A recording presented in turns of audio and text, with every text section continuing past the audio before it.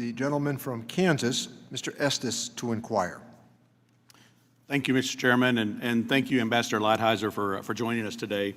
I know there's been a lot of work going on so far with a lot of things we've covered. But Ambassador, your work with the Trump administration has broken down trade barriers for Kansas workers, agriculture producers, and businesses.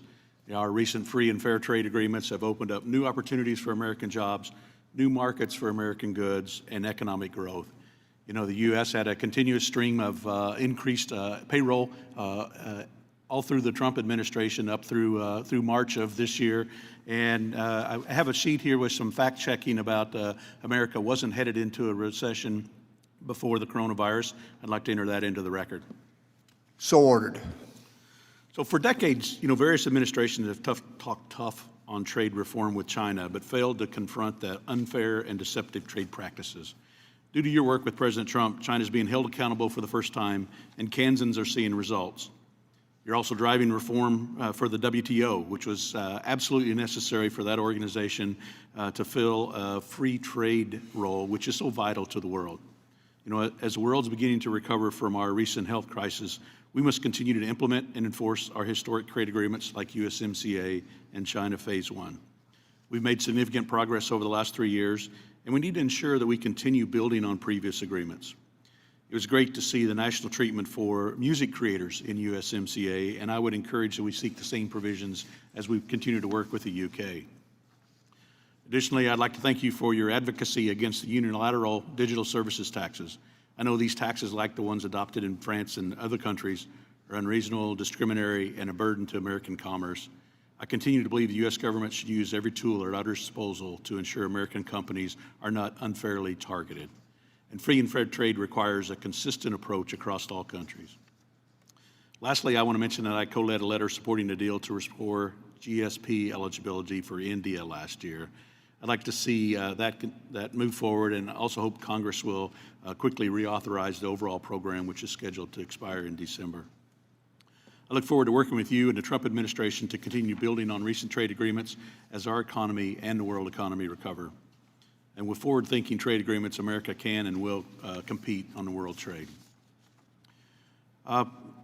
Also, I'd like to congratulate the administration for taking significant steps to level the playing field for the U.S. economy, and particularly American agriculture exports, through the Phase 1 trade agreement with Japan.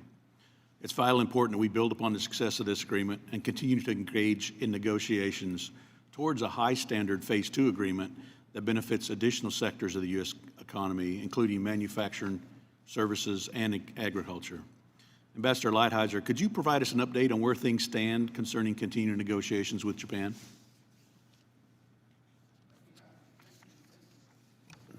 Thank you, Congressman. You're a quick learner.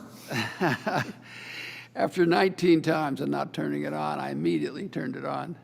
I sense a trend. It won't last, I'm afraid, Mr. Chairman. So thank you. I would say, first of all, the Phase 1 deal with Japan was a spectacular deal, and we've seen an enormous amount of increase in agricultural sales, which we really need. And basically, it's China and Japan are going up, and a lot of the rest of the world's going down because of the overall economy. And particularly, this is true in the beef area, but also in some other areas. And so we're very happy with the Phase 1 deal.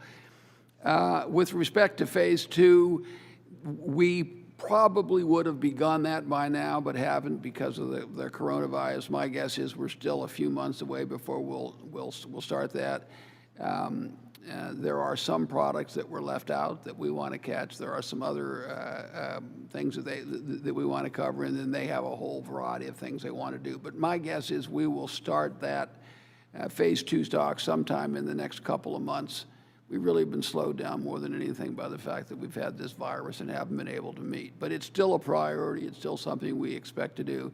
But I'm just very, very happy with Phase 1. I think it's one of the best single trade agreements the United States has ever entered into, and it really is paying dividends. And it really was the motivation for an awful lot of the whole TPP was the agriculture issues in Japan, and we got those, 99% of it accomplished. So I expect Phase 2 to start in a few months.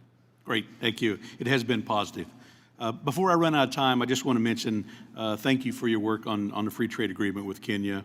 I mean, not only is that going to be beneficial to our two countries, but it also opens the door for other trade agreements with other countries in Africa, such as Guyana and others. So appreciate the work you're doing in that regards, and thank you for spending time with us today.